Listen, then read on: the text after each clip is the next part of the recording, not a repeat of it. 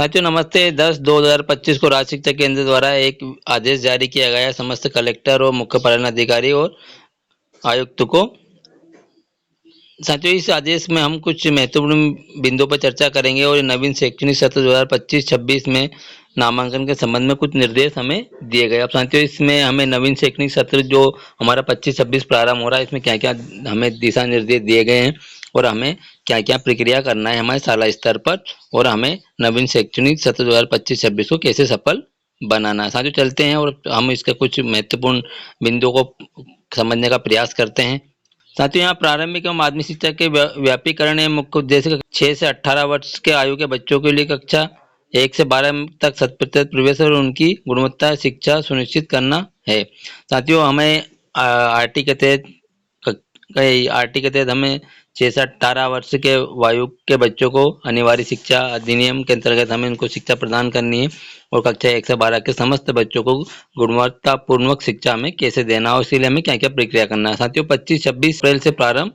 किया जा रहा है। साथियों हमारा जो सत्र अभी जो 24-25 चल रहा है वो अब समाप्ति की ओर है और हमें 25-26 1 अप्रैल से हमें उसको प्रारंभ करना है। इस उद्देश्य के लिए 24-25 में कक्षा 1 से 7 अध्ययनरत समस्त छात्र, 2 से 8 एवं 8 से 11 तथा अध्ययनरत समस्त छात्र कक्षा 9 से 12 में 100% नामांकन करना, मतलब हमारे शाला में शाला स्तर पर जिस प्रकार की शाला की कैटेगरी है उस शाला में उस प्रकार के समस्त बच्चों को आपको 100% नामांकन की प्रक्रिया को पूर्ण करना है 25 मार्च तक। साथियों आप ध्यान रखें 25 मार्च तक समस्त नामांकन की जो प्रक्रिया है वो आप पूर्ण करें। जो और साथियों इसमें नामांकन के लिए समस्त छात्रों को पोर्टल पर अध्ययन करना है। साथियों शिक्षा पोर्टल पर हमारे जो छात्र है उनको हमें उनकी कक्षा उन्नति करना है और जो छात्र नवीन प्रवेश हुए हैं उनका हमें मैपिंग करना है। तो आपको मोबाइल से कैसे मैपिंग करना है, मोबाइल से कैसे कार्य करना है, इसका विस्तृत वीडियो हम पहले बना चुके हैं और अभी भी हम सत्र 25-26 की प्रक्रिया को आपको बता देंगे। साथियों हम उसमें कुछ मेन टॉपिक को हम कुछ चर्चा कर लेते हैं। जैसे कि यहाँ पर हमें दिया गया है एक टॉपिक की नवीन शैक्षणिक सत्र पर प्रचार प्रसार। हमें नवीन शैक्षणिक सत्र 1 अप्रैल से प्रारंभ किया जा रहा है, इसलिए हमें समुदाय के या प्रचार प्रसार के माध्यम से हमें इसकी पत्रचार के माध्यम से या किसी अन्य माध्यम से हमें इसका प्रचार प्रसार करना है। और आप गाँव में या घर जाकर स्कूल चला अभियान हम इसको प्रारंभ करेंगे। साथियों जिसके बाद हमें यहाँ पर इसमें क्या क्या प्रोसेस करना, नंबर 1 यहाँ पर हम बात करें तो एक बाल सभा का आयोजन करना है। 1 अप्रैल को जो हमारा शैक्षणिक सत्र प्रारंभ हो रहा है इसमें हमें शाला स्तर पर एक बाल सभा का आयोजन करना है। उस बाल सभा में माता पिता को हमें उपस्थित करना है। उपस्थित करने के बाद उनको शासन द्वारा प्राप्त दिशा निर्देशों का हमें उनको विस्तृत रूप से बताना है और उनका नामांकन यहाँ करना भी हम सुनिश्चित करेंगे। साथियों इसके बाद हमें यहाँ दिया गया है कि शाला प्रबंधन समिति की बैठक का आयोजन करना। साथियों में फरवरी माह के अंतिम सप्ताह या 17 मार्च के मध्य हमें एक हमारे गांव में अगर बाजार हाट लगता है तो उस दिन हमें वहाँ के माता पिता दोनों को आमंत्रित करना और विगत सत्र के आधार पर शैक्षणिक स्तर पर विद्यालय स्तर पर जो रुचि थी, विद्यालय की क्या क्या रुचि थी, उसने किन किन क्षेत्रों में क्या क्या कार्य किया, ड्राइंग है या फिर चित्र लेखन है, जिसके बाद उसकी कविता है या कहानी है, उस पर अपने कोई रुचि दिखाए उसको हमें दिखाना है, इसको उसकी गतिविधि हमें दिखाना है। और हर संभव प्रयास किया जाए कि माता पिता कक्षा 1 में जो हमारे छोटे बच्चे हैं जो 6 वर्ष की आयु पूर्ण कर चुके हैं उनको हमें यहाँ पर पालकों को आमंत्रित करके उन्हें हमें शासन की जो भी दिशा निर्देश है जो हमें प्राप्त हुए और जो शासन की जो लाभ मिलता है उसके बारे में हम उनको विस्तृत रूप से बताएंगे। साथियों हमें प्रवेशोत्सव भी मनाना है। शाला स्तर पर हमें एक प्रवेशोत्सव मनाना है। प्रवेशोत्सव में आपको विशेष भोजन आपके शाला स्तर पर बनवाना है जो मध्याह्न भोजन के रूप में हम बनवाते हैं। जिसके बाद साथियों आपको विद्यालय में शिक्षक के द्वारा तिलक लगाकर स्वागत भी किया जाएगा या फिर हमारे जो शाला के जो कनिष्ठ शिक्षक होते हैं उनका भी छोटे बच्चों का स्वागत उनके रूप से किया जाएगा। और हमारे पास जो पुस्तक उपलब्ध है उन पुस्तकों को हम वितरण करेंगे और वितरण करने के बाद उनको वहाँ पर उनका स्वागत और अभिनंदन भी करेंगे।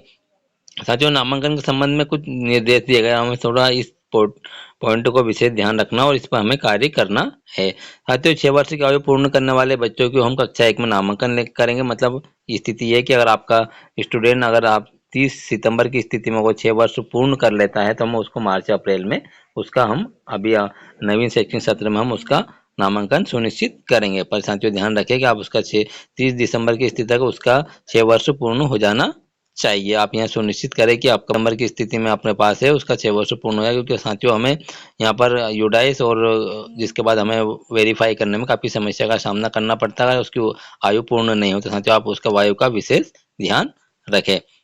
साथियों अगर आयु के लिए अगर हमारे पास दस्तावेज नहीं है तो हम दस्तावेज हमारे अस्पताल, सहायक आंगनबाड़ी या एनएएम के माध्यम से ले सकते हैं। उनका रजिस्टर में उनका रिकॉर्ड रहता है, जिसके बाद हम आंगनबाड़ी से रिकॉर्ड कर ले सकते हैं, या पालक द्वारा कोई आयु घोषणा पत्र अगर हमें देता है तो उसके भी हम सत्यापन करके हमारे बच्चे का नामांकन सुनिश्चित करेंगे। और उसको प्रवेश के 6 माह के भीतर उसको आपको जन्म प्रमाण पत्र आपको या उसके जो जन्म के संबंधित मूल दस्तावेज को आपको प्राप्त करना है। कक्षा 2 से 8 के नामांकन साथियों यहाँ पर निश्चित किया जाए कि आपके कक्षा 2 से और 8 तक के, या फिर आपका यहाँ 1 से 10 तक के जो भी आपकी साला है, उसमें आप कक्षा 2 से लाकर आपकी अंतिम साला से 1 साल पीछे जो आपको इस सत्र में जो पास होकर चले जाएंगे उनको छोड़कर आप यहाँ सुनिश्चित करेगा उन बच्चों के नाम में किसी प्रकार की त्रुटि है, जैसे चाहे उनका माता पिता, उम्र या फिर उसकी जाति, या किसी भी जैसे आधार कार्ड की बात करें या फिर उसका जन्म प्रमाण पत्र करें या फिर हमारा रिकॉर्ड की बात करें, रिकॉर्ड में अगर किसी प्रकार की त्रुटि है तो उन माता पिता को हम आमंत्रित करेंगे और उनको इस त्रुटि को हम सुधार कर उनका सभी दस्तावेजों को एक जैसा ही बनाने की प्रोसेस करेंगे। जैसे आधार कार्ड हो गया बच्चे का भी हमारा स्कॉलर हो गया, जन्म प्रमाण पत्र हो गया, ताकि जैसे अपर आईडी बनाते समय हमें इन समस्या को सामना जो हमने कर रहे हैं, ये समस्या हमें आगामी सत्र में न देखने को मिलेंगे।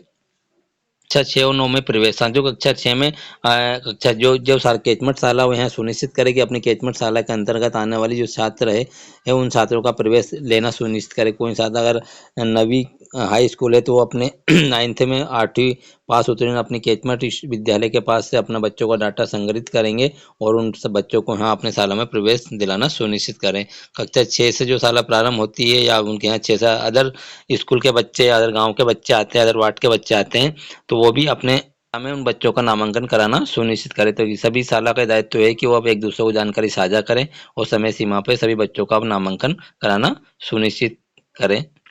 पर देगा छात्रावासों में प्रवेश। हाँ, तो यहाँ सुनिश्चित करें कि हमारी कुछ बालिका ऐसी होती है जो दूर दराज जाती है और उनको पढ़ने में काफ़ी कठिनाई का सामना करना पड़ता है और आने जाने में उनको बहुत समस्या का सामना करना पड़ता है। हम अक्सर कि हमारी कुछ बालिका जाने आने में और यातायात की समस्याओं के चक्कर को लेके हुए तो उनको वो अपना अध्ययन नहीं कर पाती, अगर 8वीं उत्तीर्ण है या 5वीं उत्तीर्ण है। तो साथियों आप यहाँ सुनिश्चित करें कि आपको नज़दीक की कक्षा 6 से 8 या फिर 9 से 12 में जो कस्तूरबा बालिका छात्रावास जहाँ पर भी है वहाँ पर अपनी बालिकाओं को आप उनका वहाँ पर नामांकन सुनिश्चित करवाएं, ताकि वो बच्चे वहाँ पर कक्षा 8 या फिर 9 से 12 तक वहाँ पर वो अध्ययन कर सकें और उनकी पढ़ाई को वो पूर्ण कर सके। तो साथियों अपनी नज़दीकी जो भी जहाँ पर भी कस्तूरबा गांधी बालिका छात्रावास है वहाँ से आप संचालक से आप संपर्क करें और उन बालिकाओं को उनके पिता के माध्यम से आप वहाँ पर उनको माता पिता के माध्यम से आप उनका वहाँ पर अध्ययन करवाना सुनिश्चित करें, ताकि उन बच्चों को पढ़ाई में उनकी वंचित ना रहे और उनकी जो पढ़ाई पूर्ण वो वहाँ पर आसानी से कर पाएंगे। साथियों आपको ये भी सुनिश्चित करना है कि यूडाइस पोर्टल या बच्चों को ट्रैकिंग करके आप यहाँ सुनिश्चित करें कि आपके बच्चे जो 22 23 या 24 25 में कहीं आपके बच्चे ट्रैकिंग करने के बाद आप यहाँ देखा गया कि कहीं बच्चा कहीं किसी अन्य शाला में अध्ययन रखते नहीं है, या जिनका PEN नंबर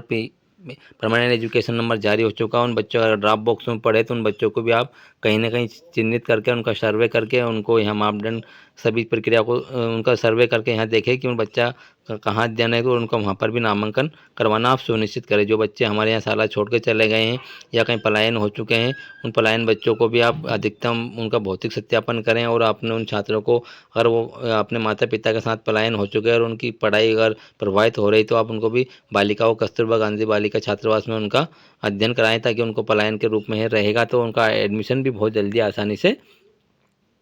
हो जाएगा। तो साथियों आप ये भी सुनिश्चित करें कि अपने जो ड्रॉप बॉक्स में बच्चे पढ़े हैं वो कहीं कहाँ पर रहे, अध्ययन रखते हैं नहीं है तो फिर उनका वहाँ पर इंपोर्ट करवाएं, और यदि वो किसी कारण के कारण नहीं पढ़ पा रहे हैं तो उनको सेकंड सत्र 2025-26 में उनका माह अप्रैल में उनका भी कहीं ना कहीं आप अध्ययन करवाने का प्रक्रिया को करना सुनिश्चित करें। साथियों इस बाद हमें कुछ यहाँ पर बच्चों को कक्षा 6 से और 9 वाले बच्चों को छात्रवृत्ति मिलती है, और जिसके बाद हमारे कुछ बच्चों को गणवेश और निःशुल्क पाठ्य पुस्तक हमारे शासन द्वारा हमें प्रदान की जाती है। तो हम समय सीमा पर इनकी मैपिंग करें, मैपिंग करने के बाद इनकी जानकारी हम खाते वगैरह सब कुछ सुनिश्चित करें, ताकि इन बच्चों को जो मिलने वाली शासन द्वारा योजना का लाभ इनको प्राप्त हो सके और ये इनको शासन का योजना का लाभ इन्हें प्राप्त होना सुनिश्चित हो सके। साथियों, ये कुछ दिशा निर्देश हमें दिए गए थे और ये दिशा निर्देशों का तहत हमें नवीन शैक्षणिक सत्र का बहुत ज़ोरदार तरीके से स्वागत करना है और हमें हमारी शाला में अधिक से अधिक बच्चों का नामांकन करना हम सुनिश्चित करेंगे। और जो हमें गतिविधियाँ शासन द्वारा या निर्देश जो हमें विशेष दिए गए, इन निर्देशों का हम सभी शालाएँ इनका पालन करें और इन कार्य को आप करेंगे अप्रैल माह में, तो आपकी शाला में 100% छात्र संख्या बढ़ेगी और आपका कार्य भी आसान होगा। ऑनलाइन प्रक्रिया कैसे करनी है, ऑनलाइन प्रक्रिया में आपको